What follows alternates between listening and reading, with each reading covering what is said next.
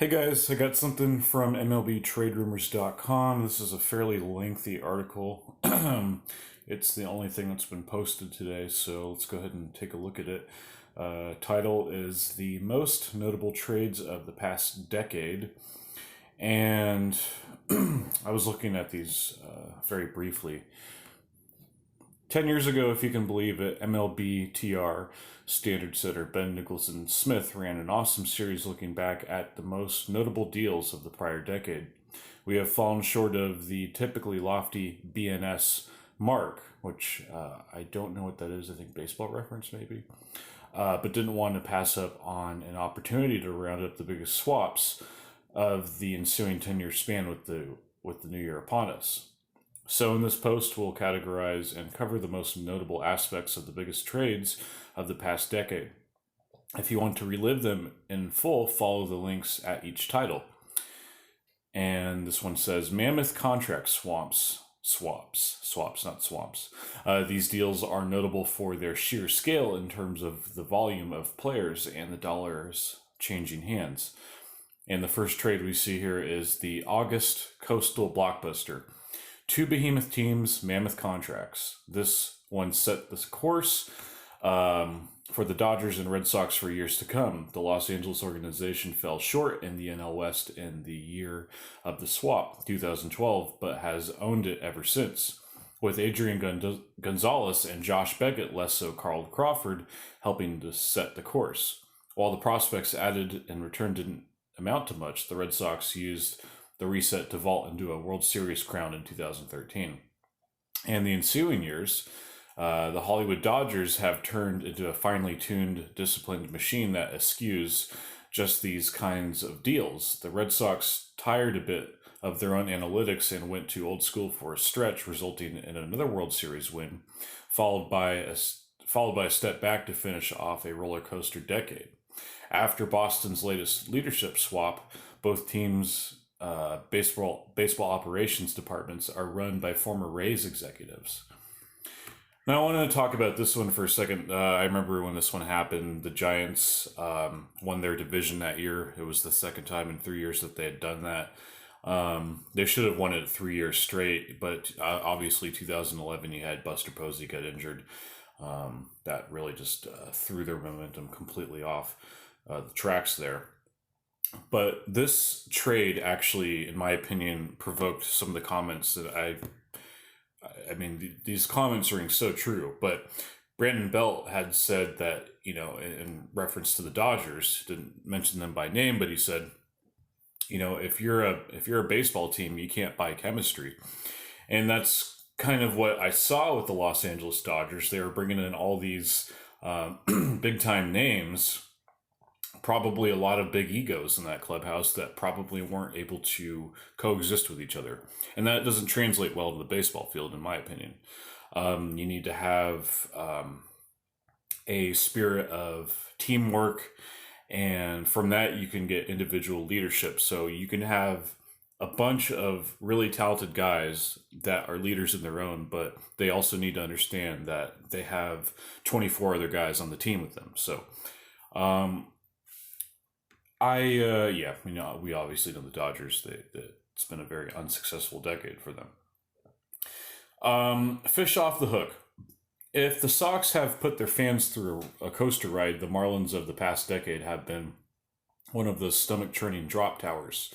Long, slow build-ups to an expected payoff that turns out to be disappointing, if not downright unpleasant.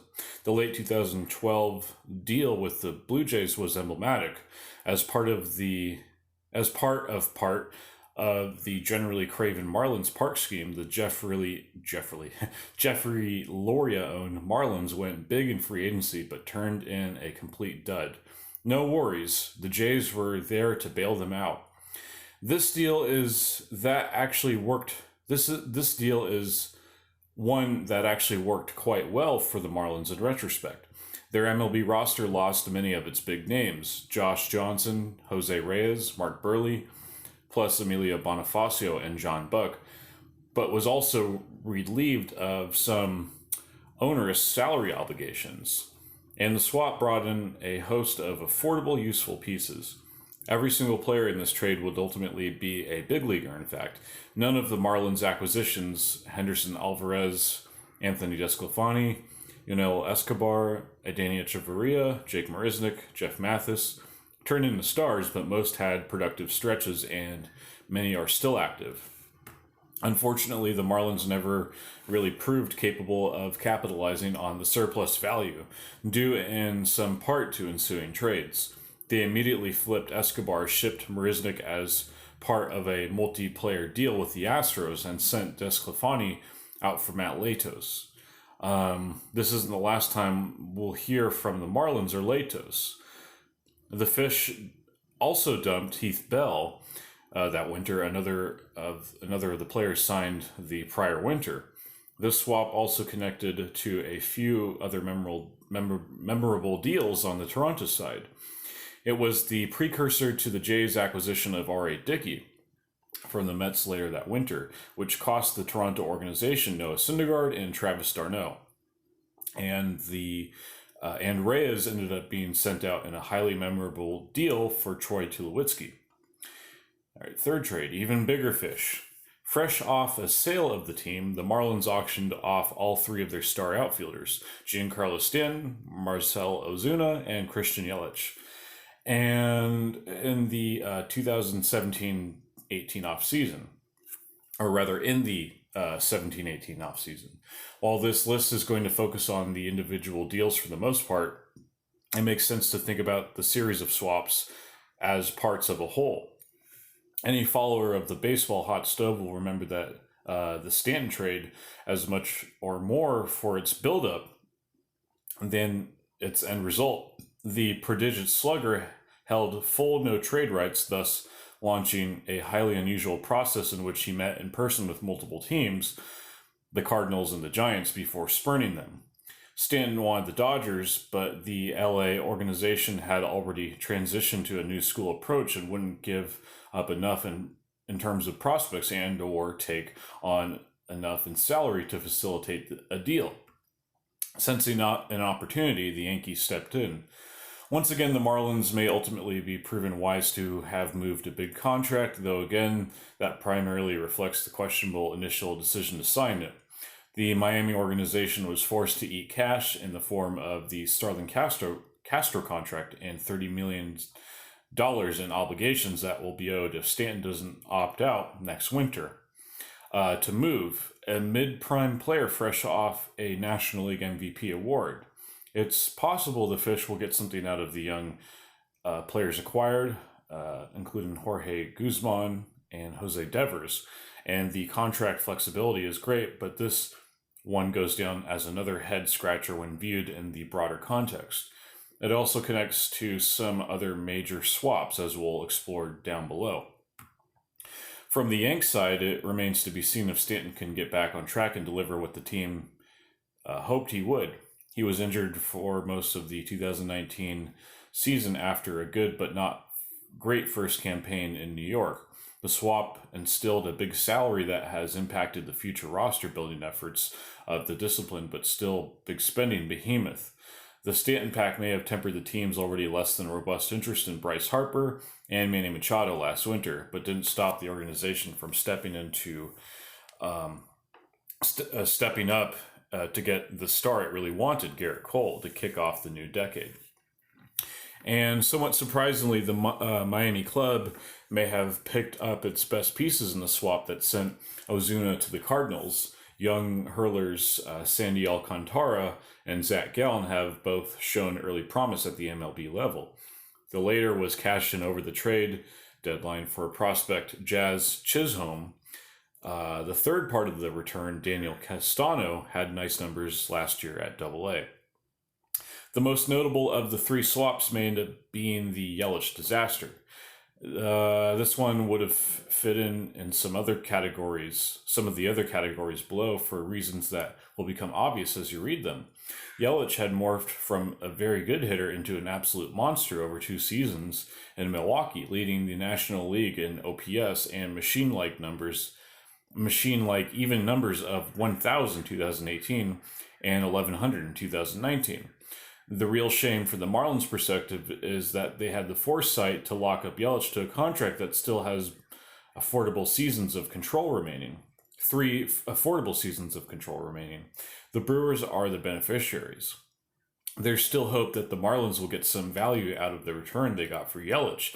Outfielders Lewis Brinson and Monte Harrison, infielder Isan Diaz, and righty Jordan Yamamoto. But the initial returns haven't been especially promising and certainly don't come close to the immense surplus value created by Yelich. Now, I want to say about this one a couple things. Dawson Wright, a really talented commentator when it comes to baseball, he actually he kind of foresaw the Yelich trade being extremely good for the Brewers. I highly recommend you check out that video from him. It is a very eerie, prophetic video of his that he just did a really good job on. And I also want to say, too, with Lewis Brinson, I mean, this guy has been a very, very disappointing prospect. I think he started out with, I want to say, the Texas Rangers, and he made his way over to them, I think, in 2016. Let me just take a look right now. I believe that was the Jeremy Jeffress trade. Let's take a look here. Lewis Brinson. 2016, August 1st. Traded by the Texas Rangers with a player to be named later in Luis Ortiz to the Milwaukee Brewers for not only Jeremy Jeffress, but Jonathan Lucroy. And the Rangers later sent outfielder Ryan Cordell to complete the trade. Okay. So yeah, let's go ahead and move on here. Yeah, I mean, it's, if you're a Marlins fan, I honestly feel for you. That's got to be rough. You guys win 2 World Series in the span of 7 years, and you have ownership that isn't really willing to bet on the team. It's pretty sad, actually. Young stars, they say there's nothing more valuable than a mid-prime cost-controlled star. So, what does one fetch in an active trade market? JD from the A's to the Jays. Oof. This one felt straight out of the gates and just never aged well for the A's. Josh Donaldson reached new heights upon moving to the Jays, delivering the Toronto organization huge value throughout his arbitration years. On the other side, it was a volume play with a long-term upside element, but the ledger doesn't come close to balancing on paper. Brett Lawrie fell apart in Oakland. Too bad, he's a really good player, Kendall Graveman was a solid arm but ended up hurt. And Sean Nolan didn't contribute much. And it all hinges on Franklin Barreto, who hasn't yet caught on in the majors but has shredded AAA pitching and is still just 23 years of age. Greinke for... Excuse me.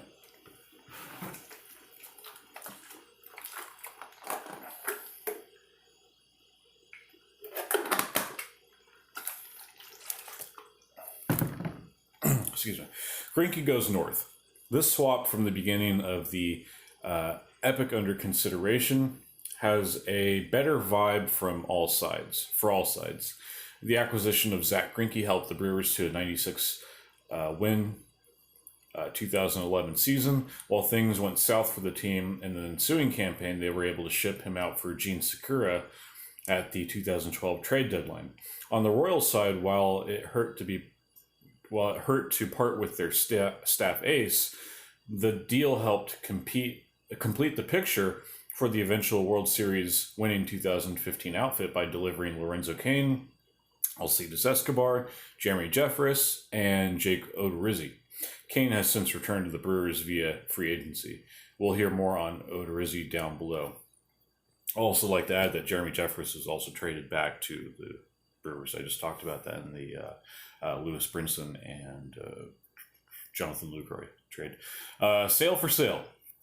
There's nothing like an unfolding winter meetings drama. Pardon the grammar here. Unfolding winter meetings drama. And that's just what we got when the White Sox decided to blow things up in the 16 to 17 offseason. Deep in talks with the Nationals on Chris Sale, could you imagine the resulting rotation? The Southsiders pivoted to the Red Sox when the Boston organization put some of its most valuable young players on the table. The return featured two exceptional talents, Yohan Moncada, who turned in a breakout 2019, and Michael Kopech, who's returning from Tommy John surgery, who apparently can throw 105. Who could lead the White Sox to greatness? The Alexander Basabe also remains a notable prospect on the Chicago farm, and the White Sox also got some players they had targeted from the Nats, including 2019 All-Star Lucas Giolito, when those two teams immediately shifted to a trade involving Adam Eaton. It was a big price, but it was essential to the Red Sox 2018 World Series winner. And deadline strikes. The summer trade period creates pressures, and often delivers high drama. Closing the curse. The ultimate go-for-broke move came from the 2016 Cubs. The roster was loaded but needed a finishing piece, and one was available from an unlikely place. The Yankees weren't even fully out of contention when they began talking with teams about their top-shelf closer, Aroldis Chapman, who had been acquired for a song prior to the season after his off-season arrest. A reported move to the Dodgers was reportedly scuttled by that news. Chapman helped the Cubs to the promised land before returning to the Yanks on a record-setting deal in the ensuing winter. For their trouble, the Yanks came away with franchise centerpiece Gleyber Torres. Great move. Having moved Chapman, the Yanks were able to run up the market for a fellow left-handed relief ace, Andrew Miller, who was spun off for a big return 1 week later to the Cubbies' eventual World Series competitors, the Indians. I remember that one. I think the Yankees got Andrew Miller for peanuts, essentially. I mean, he was, I want to say he was at the Red Sox, and I think he walked. Let's take a look. Andrew Miller. No, so Miller came from the Red Sox, went from the Red Sox to the Orioles, then was granted free agency, and then that's when the Yankees picked him up. Anyways, August Stunner. Never to declare the deadline dealing over until well after the expiration. We often see deals finished at the very last moment, with Ward only trickling out after the buzzer sounds, but that's typically a phenomenon of the traditional July trade deadline, now the only trade deadline. In 2017, the August non-revocable waiver trade period delivered the fireworks. Veteran ace Justin Verlander seemed destined to stay put in Detroit, but last-minute scrambling, including JV's decision to waive his no-trade protection, resulted in a deal to the Astros. The results were magical, as Verlander has found a whole second life in Houston and helped the team to a title. The Tigers seemingly did as well as they could have been hoped at the time, but likely won't end up being adequately compensated. It remains to be seen what they'll end up getting from Franklin Perez, Daz Cameron, and Jake Rogers. Dramatic duo. What a flurry. It all began when reports emerged that the Mets were closing in on a deal to acquire Carlos Gomez from the Brewers. You'll no doubt remember Wilmer Flores shedding tears on the field. Zach Wheeler was also reported in the deal too. Then a kerfuffle involving Gomez's medicals scuttled things. Quite an alternate history. As it turned out, the Astros stepped in to land Gomez, which turned out to be a complete bust. The club also got Mike Fiers in the swap, but that was a scant consolation given the price. A strong foursome of prospects that included current relief ace Josh Hader, starter Adrian Hauser, outfielders Brett Phillips and Domingo Santana. At the time, the order of importance of those names was roughly in the inverse. Meanwhile, the Mets pivoted to some guy named Yoenis Cespedes. That swap may have delivered the Mets the 2015 pennant. It also came as it also came at what has at times seemed to be a steep price, Michael Fulmer, and it launched an ever fascinating relationship with Cespedes, who signed 2 free agent deals with the club, the latter of which was just renegotiated with the team's present GM and his former agent after a bizarre injury. And that has been a very, it has been a total circus as far as I'm concerned with Jonas Cespedes. He seems like an eccentric fella, but he just seems like he's the kind of guy who cannot stay healthy, and a lot of that seems like that's on him. Um, yeah, that's a damn shame. He didn't even play last year. Okay, so here we go. Go for it. It's always fun to see what happens when a team decides that now is the time to push for the prize. Jake Odorizzi, and Odorizzi has a question mark in parentheses after it. Trade. That's not what it was at the time, but MLB trade rumors. Steve Adams has quipped that's what it ended up. That's what it would end up being in the end. There's some truth in it, as Jake Odorizzi is right now the highest performing player that was involved in the 2012 swap between the Rays and the Royals. At the time, it was all about the Kansas City organization making a shocking strike for James Shields, giving up top prospect Will Myers to secure the services of the long excellent starter. This deal didn't really shake out as anyone expected, and we're still feeling the aftershocks. The Royals did get a lot of very good innings from Shields, who helped them reach the World Series in 2014, even as he was obviously on the wane. But he was gone by the club, or he was gone by the time the club had won its ring in 2015, with Wade Davis, the quiet part of the Royals side of the swap, pitching like an absolute maniac from the bullpen. Davis carried a 0.97 ERA and 139 and 1/3 of innings from 2014 to 15. He was ultimately dealt for slugger Jorge Soler, which has been a very good trade for the Royals. Myers was up and down in the Tampa Bay organization before he was traded away in another consequential deal, the three-team arrangement that netted the Rays Trey Turner, only to see him passed along to the Nationals for Steven Souza. That was a dumb trade. Odorizzi ended up being quite a valuable contributor for the Rays before he too was traded, in a swap that seems to have fallen flat for the Tampa Bay organization. Let's see where Steven Souza is right now, because I've heard the Giants, they have been associated with him, and he's still a free agent. The Rays also added lefty Mike Montgomery in the original deal, then swapped him out for a few useful seasons of Erasmo Ramirez. And let's see how many we have. Just 3 of them left. Let's go ahead and power through this long video. Opening day eve, while Craig Kimbrell had been talked about for months by the aggressive Braves, it came as a total surprise when he was dealt to the Padres just before the start of the 2015 season. The highly unusual timing was what really made this deal stand out. The primary purpose for Atlanta was to shed the contract of Melvin Upton Jr., even if it meant giving up the homegrown relief stud and taking on the dollars owed to fellow outfielders Cameron Maybin and Carlos Quinton. And Kimbrell was part of a failed San Diego win now effort. He ended up being sent along to the Red Sox in a deal that brought the Pods,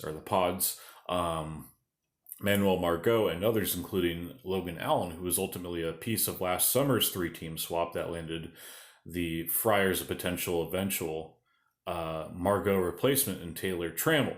Back to the original deal, the Braves added a solid pitching prospect who didn't work out, Matt Whistler, and a likely inconsequential outfield prospect, Jordan Peralbeck. But they also added the 41st pick in the 2015 draft, which turned out to be still interesting young player, Austin Riley. Oh, this is going to be a tough one. Snakes pick up Shelby after sell-by. This deal had disaster written on it from the start, but it turned out much worse than might have been expected. The All-In D-backs signed Greinke and traded for Shelby Miller with visions of a glorious rotation, but the former got off to a rough start. He ultimately redeemed himself and was sent to the Astros the past summer, and the latter completely fell to pieces.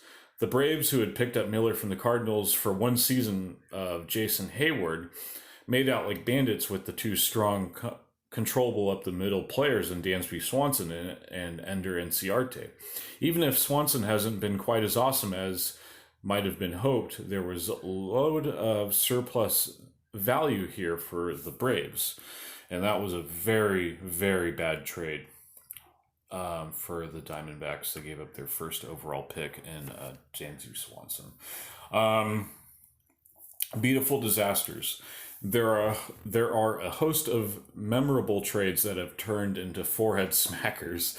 Many connect up to above featured deals. The Padres' win now effort in 2015 came in the earnest with the disastrous acquisition of Matt Kemp and his big contract in a deal that cost Yasmani Grandal. Another player added in the push by the Friars was Shields, fresh off his time in Kansas City. The deal went south quick, but the San Diego organization somehow managed not only to offload most of the salary early in 2016, but also to pick up current superstar Fernando Tatis Jr. from the White Sox. Oof. And the Pirates finally went for it by dealing for Chris Archer at the 2018 deadline. What seemed to be a buy low has turned into a total wreck as Archer has scuffled while Tyler Glasnow and Austin Meadows have soared for the Rays. The Marlins have a few more duds on their recent resume, further driving home the dangers of early mid-season strikes. The Fish gave up Chris Paddock for a Fernando Rodney rental. They also lucked out when they were unable to undo a portion of a 7-player deal. They struck with the Padres to add Andrew Cashner and Colin Rea. Miami sent the injured Rea back to San Diego and recouped pitching prospect Luis Castillo, only to send him out in the ensuing winter deal for Dan Straley. Castillo is now one of the best young pitchers in baseball. The Reds also made out like bandits when they got Eugenio Suarez from the Tigers for Alfredo Simon. And who can forget the series of deals that left Anthony Rizzo in Chicago? The Cubs got him from the Padres for Andrew Cashner, then an elite pitching prospect. Then after the Friars sent Matt Latos to the Reds for a 4-player package that included first bagger Yonder Alonso, the aforementioned Yasmani Grandal, and hurlers Edinson Volquez and Bradley Boxberger. And one of the earlier notable deals of the decade, the Nats landed Wilson Ramos for closer Matt Capps. And the value of relief arms had swayed up and down since. And the Nats have had their own share of questionable trades for relief arms. The club's current ninth-inning arm, Sean Doolittle, arrived in a swap that cost the team Jesus Luzardo, who could be a star for the A's. If there's a lesson in all of this, it's what goes around comes around, and the ebbs and flows, the webs of connections, and the butterfly effects, it's all part of the fun of the hot stove. All right, very long article, obviously. Let's go ahead and refresh the page. And no, I think they're probably going to be taking it easy here on New Year's Day. But yeah, I mean, it's just such a crapshoot, not only with trades, but also with draft picks. There is just so much to be speculated in the whole process. So yeah, really good article. I enjoyed that. All right, guys, thank you so much for watching. God bless. I will see you guys later.